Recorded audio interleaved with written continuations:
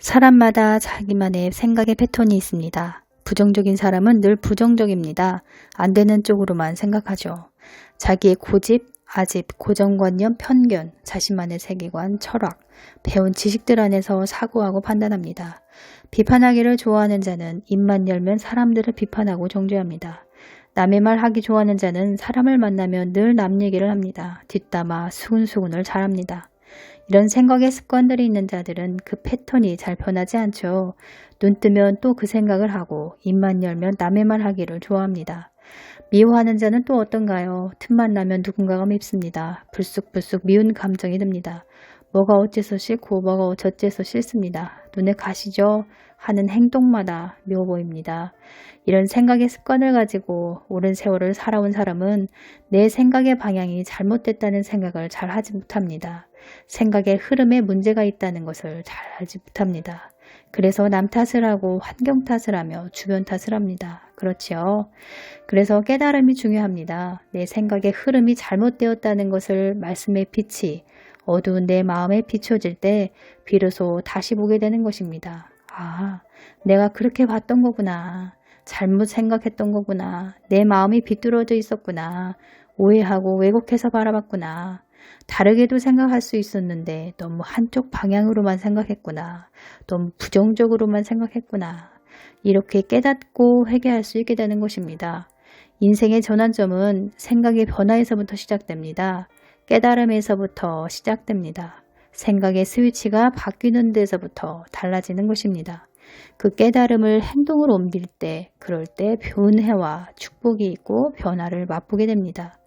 마음이 괴로운 것도 이런 조명하심이 없고 깨달음이 없기 때문에 늘 번민하며 고통 속에서 사는 것입니다. 생각의 전환이 이루어지지 않으니 늘 마음고생을 하며 삽니다. 미워하며 삽니다. 우리는 너무나 많은 경우에 내 생각이 잘못됐는지를 잘 모릅니다. 내 생각에 오류가 있다는 사실을 잘 모릅니다. 내 마음에 문제가 있다는 생각을 하지 못합니다. 알려주어도 잘 모릅니다. 인정하지 않습니다. 받아들이지 않습니다. 깨달음이 없고 조명하심이 없으니 내 생각이 맞는 것 같은데 라고 고집하는 것이죠. 마음이 음란한 사람은 사람들을 볼 때 음란이라는 색안경을 끼고 봅니다. 내 생각의 수준이 이러하니 남도 그런 줄 압니다. 자기 수준에서 생각을 하는 것이죠. 사람들이 용서를 잘 하지 못하는 이유도 나 상처받은 것만 생각하기 때문입니다. 생각에 전환이 없고 진정한 깨달음이 없기 때문에 용서하지 못하는 것입니다.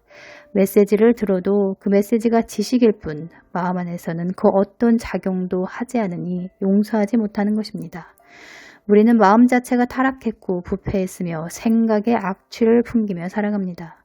교만하기 때문에 말씀을 가까이 하고 그분의 긍휼과 은혜를 구하며 살아야 합니다. 내가 원하는 기도만 올려드리는 게 아니라 어떤 문제를 통해서든 그분은 이 문제를 어떻게 바라보시는지, 내가 어떻게 하기를 원하시는지 그분의 뜻을 구하는 기도를 해야 합니다. 저는 지금도 기도하면서 아버지, 제가 혹시 잘못 생각하고 있는 게 있다면 깨닫게 하여 주세요. 조명하여 주시옵소서, 제 생각을 교정하여 주시옵소서 라고 간구합니다. 사람은 자신이 무엇을 잘못 생각하며 사는지를 잘 모릅니다. 그래서 어떤 문제들이 있으면 그 문제들이 왜 왔는지 깨닫게 해달라고 구해야 합니다. 그래야 올바른 기도가 올라가고 바른 회개가 가능하겠지요. 문제가 왜 왔는지를 보지 못하고 깨닫지를 못한다면 비슷한 문제들이 계속 반복되는 것입니다. 문제를 통해서 마음이 아프면 내가 왜 이 문제로 마음이 아프지? 라고 고민해 봐야 합니다. 모르면 조명해달라고 구해야겠죠.